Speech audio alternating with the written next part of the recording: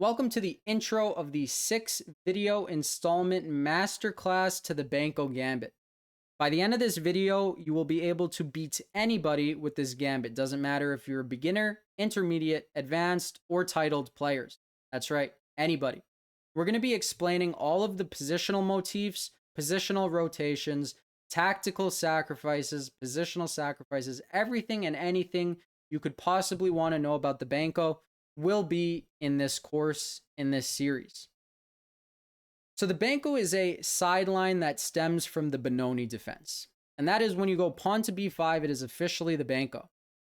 This is going to be a crash course on all the lines that will be covered during this series. So how do we get to this position? Well, let's restart. It's a queen's pawn opening. Black responds with knight to f6. White plays the queen's gambit, and black applies pressure immediately with the move pawn to c5 on move 2. This is the Benoni Defence. Mikhail Tal is very famous for playing it. Paul Benko very famous for playing it. That's where it gets its opening name. And why would black play such a move? Well, it applies pressure immediately. One of the sidelines that will be discussed is taking. Many beginners will play this, right? See a pawn, take a pawn, so we'll get there. But the main line is pawn to d5. So what does white get? What does black get? Well, white gets a space advantage out of this, right? Engines love space, people like space, everybody loves space. So that's what white gets. But what does black get? Well, in queen's pawns opening specifically, both sides love to fianchetto. Now, I want you guys to envision both bishops on this diagonal. Is white's bishop better or is black's bishop better? Well, since white overcommitted onto the light squares, their light squared bishop hits a couple pawn walls, does not see past the pawn. Black's dark squared bishop, on the other hand, known as the Benko bishop, sees the whole board, and many tactical motifs arise from this in the middle game, which we will get to. But as of now, this is just the Benoni. How do you apply pressure to a structure? No base, no building. So we attack the base, pawn to b5, trying to pry away the c pawn from the d pawn. No c pawn means a weakened d pawn. Now, in this video, course, series, we're going to break it into sections. So the main line, of course, is going to be white accepts. White accepts, you go pawn a6, white accepts again. This is known as the fully accepted Benko Gambit, and this will require one video in and of itself. There is 3 common middle games that you need to be familiar with in this position. White always goes knight c3, you blockade the pawn on the light square right away, and now white has 3 courses of action. The most common one that I get and what most titled players play is pawn to e4. Not caring for the fact that white will no longer be able to castle. And how white plays this is they fianchetto their king. So we get a fianchettoed bishop, they get a fianchettoed king. By all means, fianchetto your king. Now, the second method white can deploy in the Benko Gambit is playing in an f4 type of manner. Rather than going for a fianchetto, just going for absolute dominance in the center, absolute space right away. And that's really where you need to know your stuff in the Benko. It is a sideline for white to play. If you know it, you will neutralize it. But if you don't know it, you will get crushed. If you play it like a normal Benko, you will get crushed. So that is what to know. A whole video will be dedicated to the move pawn to f4 early on. Now, the third way white could play this position is by leaving the e-pawn on e2, right? And just fianchettoing the bishop. So just going for this type of play. White's argument is that, hey, I don't need to fianchetto my king, I can castle. And actually, ironically, this pawn is better on e2 than it is on e4. So black's goal is to get this pawn to move to e4. Why? Because if this pawn moves, which square becomes weak? The d3 pawn becomes weak. We're going to figure out how to rotate our knights to d3 in the middle game in this series. So once they move the e-pawn, d3 is yours for the taking. Things to know about this type of play is, okay, like say after both sides castle. To try to pry this pawn to move, of course, they're going to unpin and try to move it. You can also kind of go bishop c8, bishop f5 to try to get it to move, and then just go back to c8. So like, don't be married to your bishop being on a6. It's flexible, right? It's closed, so it's a lot about rotation. It's a lot about finding the right routes at the right time. Also, look at this. This is what the Benko is all about. There's sacrifices on b2. There's open lanes, open lines. You guys will see what I mean. Now, let's say they don't accept it. Let's say they don't fully accept it. Well, you have the partially accepted, the return variation rather, pawn to b6.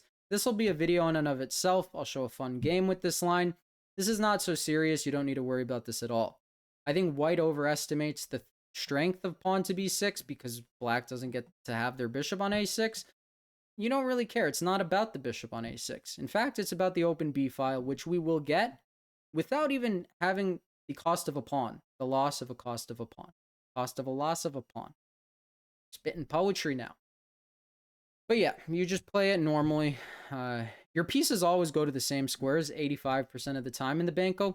Things to know: when do you take this pawn back? Why don't you take back right away? The reason you don't take back right away is depending on how long white delays pawn to a4. When they play pawn to a4, that's when you take. Because if you don't take, they go pawn a5, you are losing. But until they play pawn a4, add as many defenders as possible. Sometimes you want to take with the queen, sometimes the knight, sometimes the rook. So when they play a4, you take the pawn. Until they play a4, I would leave it there and develop to where you know you want your pieces. Absolutely, you want the Benko bishop on the Benko diagonal. What else? I have many 1900 students, and a lot of them face the move pawn to e3. Again, half accepted way of playing it. Right? So these will be sidelines of partially accepted. These knight c3, e3 will be in a video in and of itself. Either you take or you still take. So regardless, you're taking. I could preview this line because it's so common. They are pins, but they're defending. You attack d5. They attack your queen. Discovered attack. Things to note here. You need to know the move queen to b6. If you don't play queen b6, you're lost. But now they need to defend this, right? Because the bishop hinders the view of the queen to the pawn on d5. The weakens pawn on d5 because you removed the base. No base, no building. Now, there's many ways white can play this. Like a4, bishop c4. e4 is not so great, right? This knight is overworked. It's doing too many jobs, and it can't do it all at once. That's a nice way white's position could collapse. Now, sidelines. Let's say they don't accept it. Let's say they don't accept it at all. Well, there's knight to f3, which is one of the main sidelines. And I'm going to recommend here the Blumenfeld counter gambit. It's like a Benoni, but it's like an open Benko. If the Benko's closed, the Blumenfeld is like an open Benko. Your pawn's already on b5. This is a nice little move order trick that they're not going to like. They're playing an anti-Nimzo, and you gave them a Blumenfeld counter gambit. They're not going to like it. You get a semi-open f-file, and you get full center dominance. Now, don't mix the two. Don't go a6 in these lines because it's not where you want your bishop. You're going to want your bishop on b7. We're going to talk about these middle games, how to play it. But the Blumenfeld's counter gambit, you're going to play just for absolute dominance. Absolute dominance. Here, it's more about the king side than the queen side, ironically. So that is one difference to note. My favorite sideline is facing queen to c2. Now, from experimental play, from practice, I figured out knight a6. Wait. Queen c2 here. Queen c2 here. I figured out knight a6 is the best way to meet this move. The point is, if they take on b5 now, you gain tempo, and you're going to win the pawn on d5 with tempo. They cannot take on c5 because their queen is misplaced. They will get a poor night's sleep if they play queen takes c5, to put it lightly. So, what else? What else? Pawn a3. This is what they should play. They play pawn a3, you play the move pawn to b4. Expanding right away. And you're still going to have the Benko bishop. Now, this tension only helps black. The longer white worries about this tension, either they're going to outpost your knight, or they're going to fall into some tactics over here, alongside the b2 pawn. There's so many tactics, so many motifs of even taking on b2 with your rook. Oof. The things you will learn in this series. Very nice. You will be able to beat anybody and their mother with the Benko, and they're going to love it because it's just such a cool opening. They're going to be like, wow, what a cool guy. He knows his stuff. They're going to be like, yeah, I saw Balkan Dad's opening repertoire on YouTube. What else? What else? I believe that's all the sidelines. But now look at this beauty. And then at the end of the video, I'll explain the format, ask a couple questions, so stick around. So, the Benko Gambit. This is a game I personally got against a FIDE master where he resigned in 18 moves, and it was a 99.2 accuracy game. We get the fully accepted. We explained all this, so let's get to the motif part of the game we didn't explain. What do you do? Well, in the Benko Gambit, you want to attack on the king side or the queen side? The queen side. Look at this.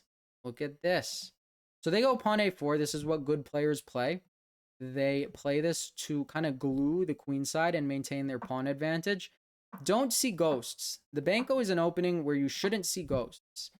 Like, for example, bishop to d2. A non-experienced player here is going to move their queen out of the way, seeing that there's a discovered attack and this knight wants to come to b5. An experienced player is going to go into the pin, right? It's like going into the pin. You're not afraid. Don't be afraid. If this knight moves now, they lose the pawn on e4, and they also need to guard this pawn on b2.